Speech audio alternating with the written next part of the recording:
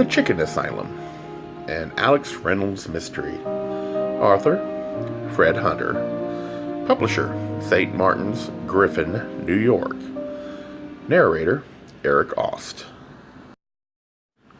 We were just turning around when suddenly the door at the top of the stairs opened, casting on the floor a shaft of light that ended a few inches from the tips of my shoes and dimly illuminating the room. Peter and I were instantly frozen in place. From where I was standing, I could just see the man's legs, blackened with backlighting. Peter was the first to thaw. He took my arm and slowly backed us to the nearest opening between rows of sacks. We ducked behind the piles and waited. A long silence followed, finally broken when we heard the man take one tentative step down. "Come on," Peter said almost inaudibly. "Down here." We sidled silently down the row and turned the corner, secreting ourselves at the end, with me standing behind Peter. Now that we were back by the wall, the darkness seemed even more encompassing. I could barely see anything of our surroundings except that the piles of sacks stopped far short of the back wall. Despite this, we seemed to be in a very tight space. I sensed something behind me, pushed up against the wall. I reached back, and my hand lighted on something cold and metallic, standing about 4 feet high. I choked back a gasp. "They're metal drums back here." "I'm not surprised," Peter replied quietly. We listened for quite some time for further movement from the staircase before the man took another step down. Then, after a short pause, he descended the stairs to the concrete floor. He walked very slowly down the center aisle, and I could practically hear his head swiveling from side to side, looking down the rows. "I don't suppose it would help if I sang my favorite things," I whispered to Peter, who responded by digging his fingers into my arm. The man paused at the opposite end of our row. I was seized by the insane desire to peek around the corner to see who it was, and was only able to resist with a surprising degree of difficulty. After what seemed like an eternity, the man passed on. I was about to allow myself to feel relieved, when to my shock, he turned down the next row and headed in our direction. "Christ, what do we do?" I whispered frantically to Peter. "Go around the other way." "He'll hear us, and if he cries out, it'll bring them all down here." My mind raced. I didn't like the idea it finally lighted on, but it was the only one I had. "When he gets close enough, I'll grab him." The man drew nearer, my heartbeat speeding up with each approaching footfall. Finally, he stopped at the end of the row, and just out of what would have been our sight if we'd been able to see in the silence that followed.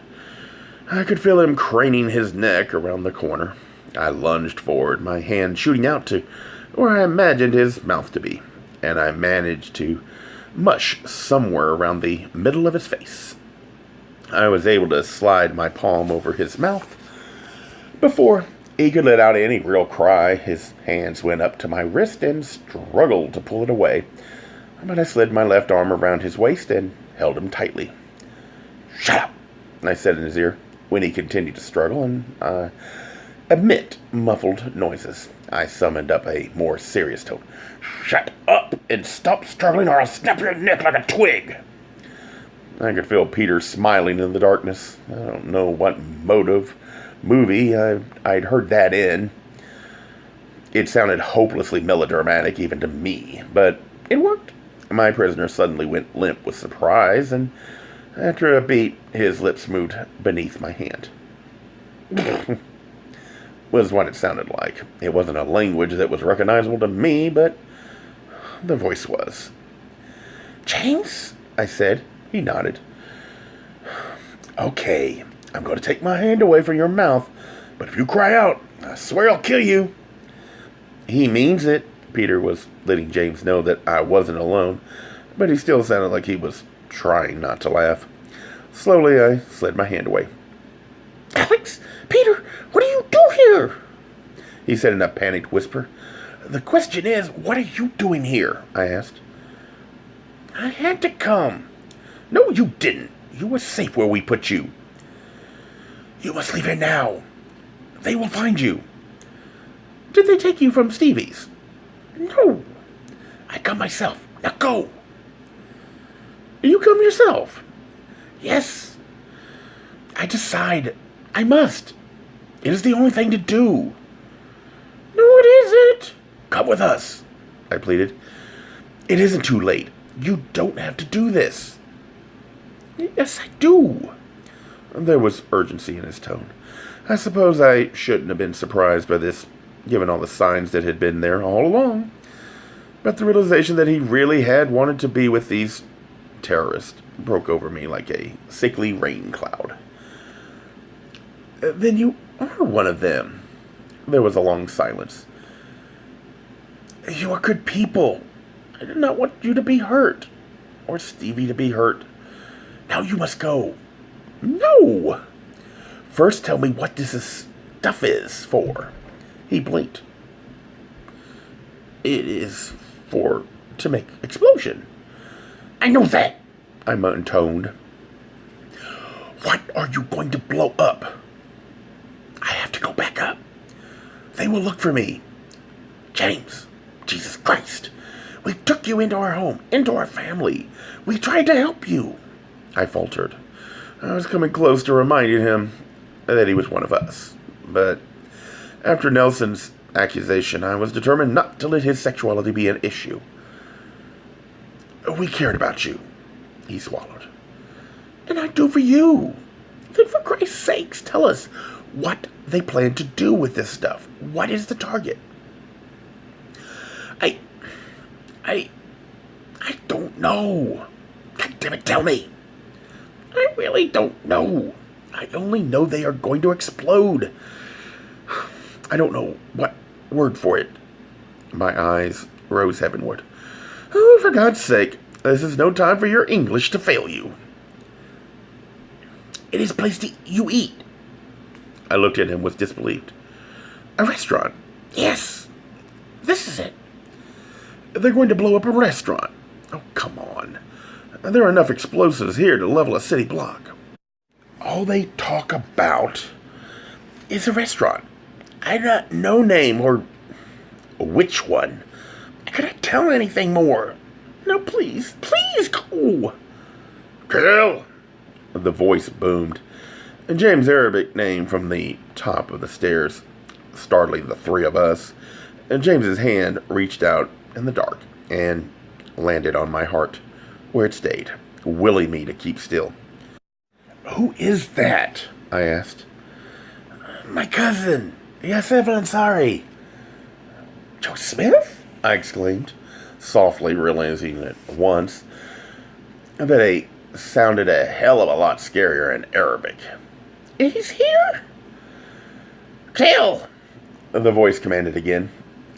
James moved away from us to the center aisle as the voice spouted something in Arabic. James answered. I don't know what he was saying, but the tone was very apologetic. Peter and I had plastered our backs against the sacks and listened.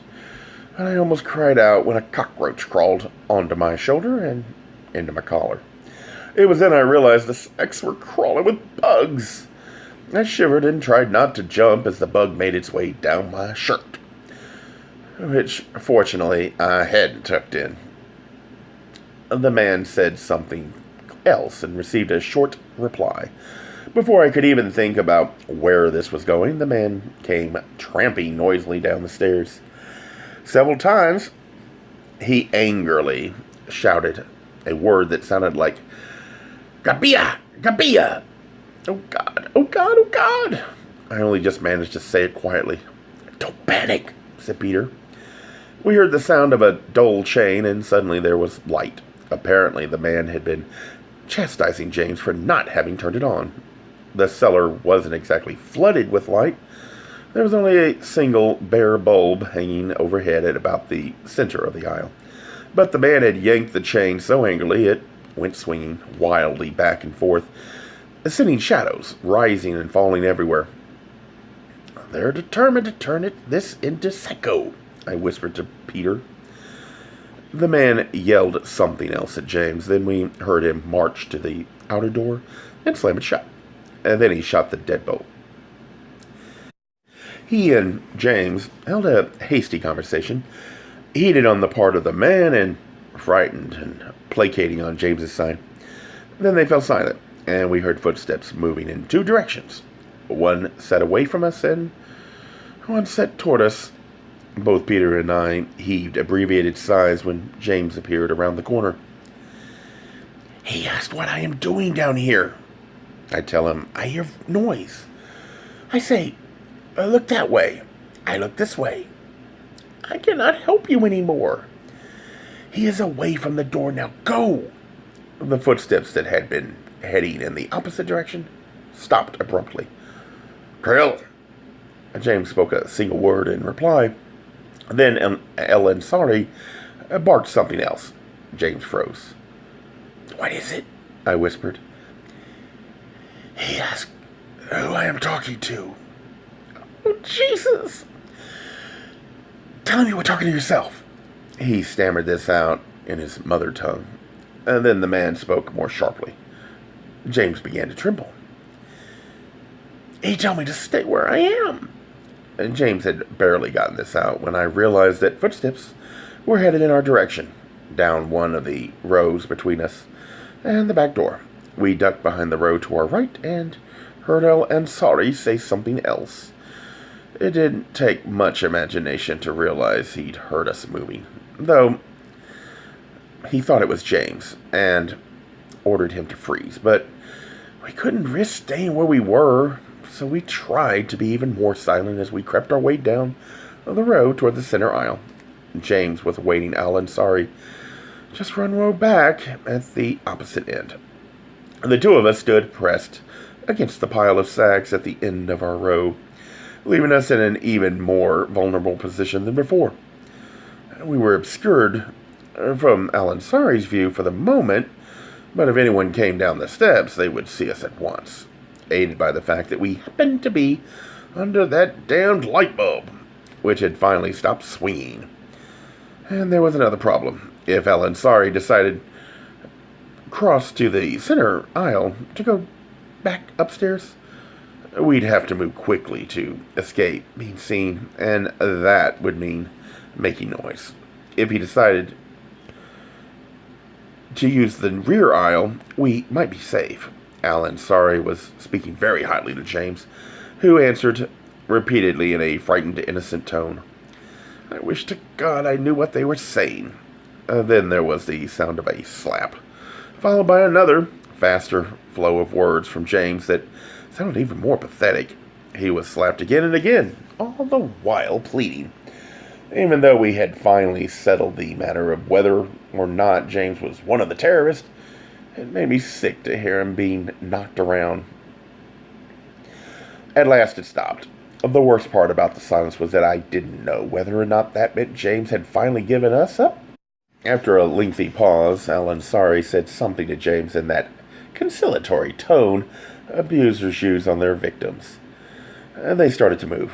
I was relieved that it sounded as if they were going up the back aisle, but once they'd gotten a couple of rows past us, one of them started down a row toward the center aisle. I looked at Peter, and then we both looked up at the light bulb. As quietly as we could, we went around the corner and pressed ourselves into the sacks. The light was just barely in view, and I could see a hand reaching up for the chain. The sleeve looked like it belonged to the guy I'd seen up in the kitchen, but I didn't dare lean out to see if I was right. He switched off the light, and we heard him go tramping back up the stairs, followed by the lighter steps of James. The door at the top of the stairs closed, plunging us back into darkness. Peter and I both heaved rattling sighs. It was all I could do to keep myself from breaking out in hysterical laughter. I'm glad I inherited Mother's rock-hard bladder control, I said. Let's just get the hell out of here. We made our way to the back door. There was a simple deadbolt that fortunately didn't require a key to open from the inside. I turned it slowly with my right hand, keeping my left hand against the mechanism to try to muffle the sound a bit, which thankfully worked. the bolt sprang with less volume than when Ella and Sorry had closed it. I then pulled the door open cautiously, and Peter and I slid through the opening. The noise of the traffic on the expressway was practically a full roar after the relative silence of the basement. We went up the cement stairs and around the back of the house, keeping close to the wall. "Okay," I whispered to Peter. "Let's make straight for the back of that house." I gave a nod toward the house across the lot. Keeping low, we started to move hurriedly across the back of the dirt lot. Well, we hadn't gone 50 feet before a voice yelled, "Halt!" This was followed immediately by the metal snap of a gun being cocked. "Hands up! Turn around!" said the heavily accented voice. Peter and I had stopped dead in our tracks. We turned around slowly and found ourselves facing the man I'd seen in the kitchen. He was standing in the doorway of the porch, pointing some sort of automatic weapon at us. It looked like it had been borrowed from Arnold Schwarzenegger. "Joe Smith, I presume?" I said. "It's nice of you to come to us," he said with the same kind of smile. "King Kong wore when he chewed the natives. You have saved us the trouble of tracking you down." So, that was what James had meant when he said he didn't want us to get hurt. Of course, they would want to get rid of anyone who could identify one of their members. I suppose we owed something to James for not having given us up to them already. "James Khalil is one of you," I said, emboldened by the belief that we didn't have much to lose anyway. "You didn't need to track us down." His smile grew more malevolent. "Khalil is a liar. Anyone would be a fool to believe him. Now come inside." He gestured toward the house with the weapon. Peter and I glanced at each other. I knew that doing as he said was not a good idea, because once we were out of sight of anything could happen to us. Besides, I knew he was going to kill us one way or the other, and I wasn't sure that I wanted to prolong that. At the same time, cutting and running might at least give us something to do for a few seconds before getting shot. "Come in," he commanded in the same tone he'd used on James. I felt myself moving forward, almost as if compelled to, with Peter by my side. I still didn't think this was wise, but somewhere inside me I believed that prolonging this might somehow afford us some opportunity to escape. All I know is I was in such a daze that I didn't immediately notice the sound of the car. Maybe it was just that. I didn't initially hear it over the drone from the expressway. I didn't fully realize that something was wrong until Ellen Sorry's attention was drawn to something behind us. I wheeled around and jumped out of the way, pushing Peter down as a car tore across the dirt lot like a dark monster sending out a cloud of dust. It headed straight for Ellen Sorry. He was so startled that he didn't aim his automatic until the last minute. The car crashed into the back step, causing the dilapidated porch to collapse and sending Ellen Sorry flying backward, releasing a volley of shots into the air. Cries rang out from inside the house, and the tattered curtains were ripped aside, revealing a sea of dark faces. The porch had been almost completely dislodged from the back of the building, and the hood of the car was covered with debris. The motor revved, then the car shot backwards. For a horrified moment, I thought it had been aimed for us and missed, and was now making a second try. But it veered to our left, and the passenger door swung open as it turned. "Get in!" cried the driver. "Mother!" I cried in absolute astonishment. "Where did you... This is not the time to discuss it. Get in!" She sounded angry rather than afraid. I glanced over the roof. The occupants of the house were beginning to pour out the front door. Peter and I fairly hurled ourselves into the front seat.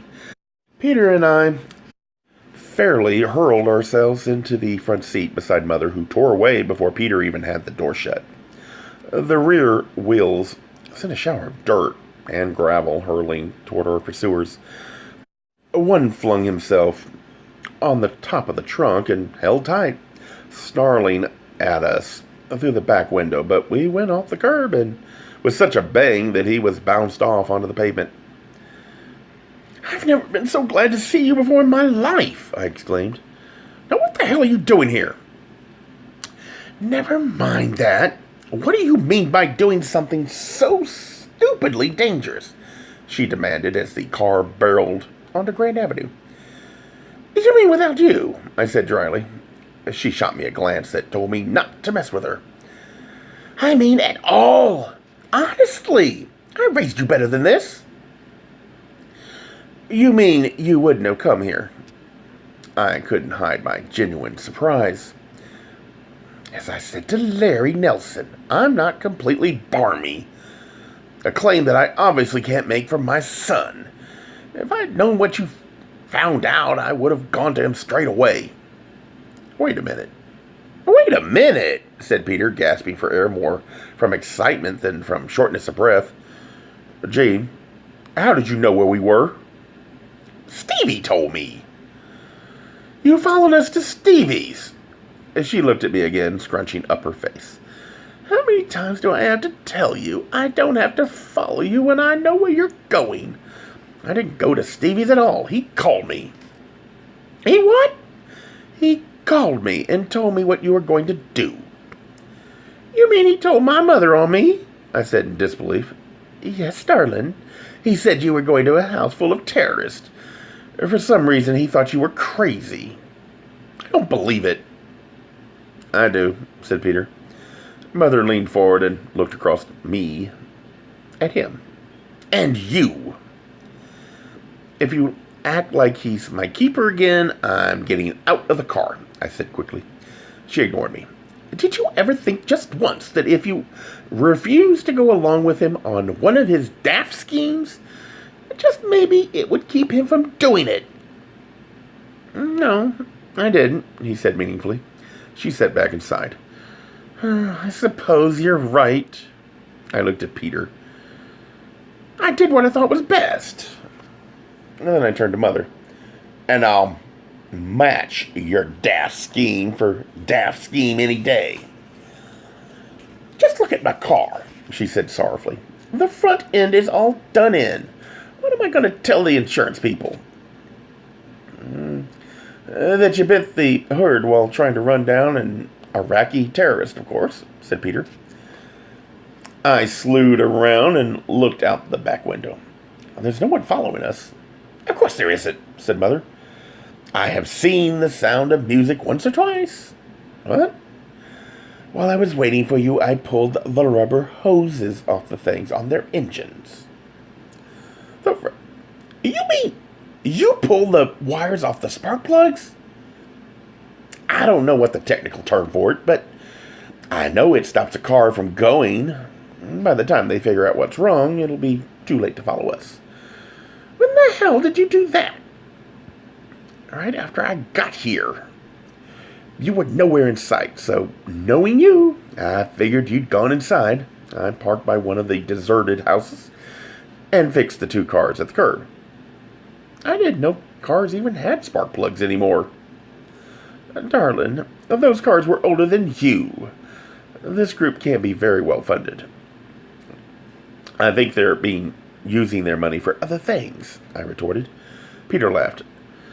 Gene, you really are incredible. We never thought of doing that. We were on foot. I hardly think it would have made any difference. I turned back to Mother.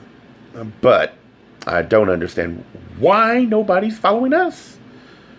I told you. No. I mean nobody. Not even our friendly government tails. Did you do something to lose them?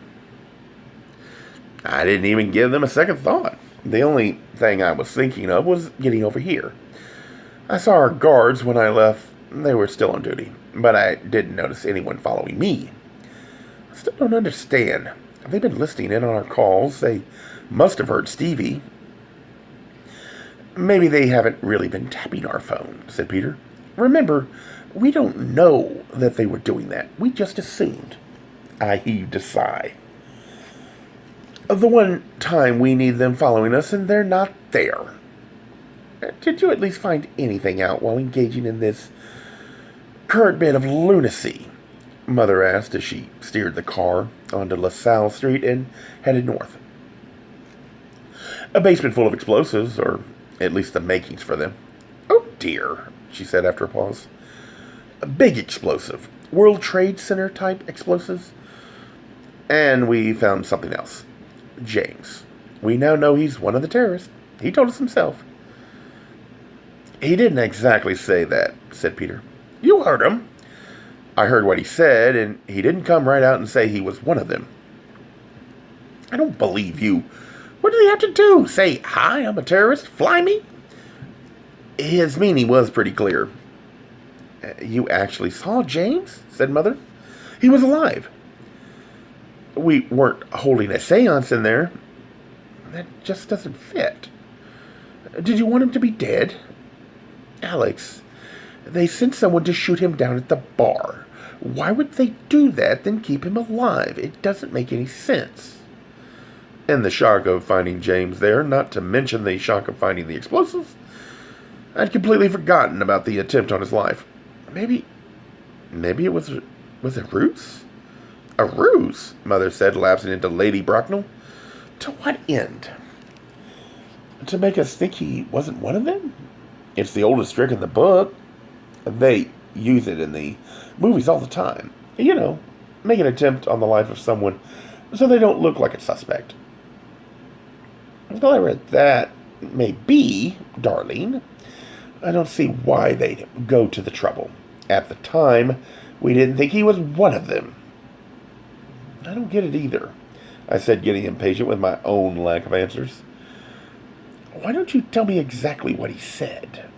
As Mother steered the car around the crazy turn that leads from LaSalle Street onto Stockton, the street that runs through Lincoln Park. I gave her as near a word-perfect rundown of the short conversation as I could. I looked to Peter to fill in any gaps, but he said he remembered in pretty much the way I did. A restaurant, Mother said incredulously.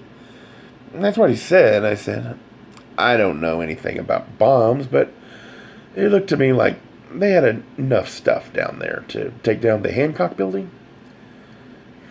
The only restaurant anybody said anything about in this case is the House of Persia, and I certainly can't imagine them wanting to blow up their own place. What would be the point of that? That restaurant ideal is probably just another one of James's stories. I don't know if you heard what El Ansari said to us. Mother shook her head. I was too far away. He told us Khalil James, is a liar, and we were fools to believe him. To be perfectly accurate, Peter amended, he said anyone would be a fool to believe him. I see, Mother said reflectively, as we turned onto Fullerton. You sound doubtful, I said with disbelief. Don't tell me you still can't decide whether or not James is part of the jihad. No, she replied. I'm very much made up my mind. I was just thinking it doesn't matter much what I think anymore, does it? No matter what's up with James. Like as not, we're going to have to tell Larry the minute we're home. We may be too late. They had a truck out back and what sounded like an army upstairs. They'll have the place cleaned out before anyone gets there. I doubt that, said Peter. There was tons of stuff to move. How are we going to explain that we even knew about the place? I added. It's no matter now, Mother said resolutely. We simply can't have these people mucking about with explosives. Gay Mysteries audiobooks. I think it is easy to hate a label, but a face humanizes the word. So this effort is twofold. To offer comfort to those like myself that your world didn't end because you don't fit into the view of acceptable society on both sides. And in hopes of helping those with family that are LGBTQ, that it doesn't mean we are aliens from the child they once knew.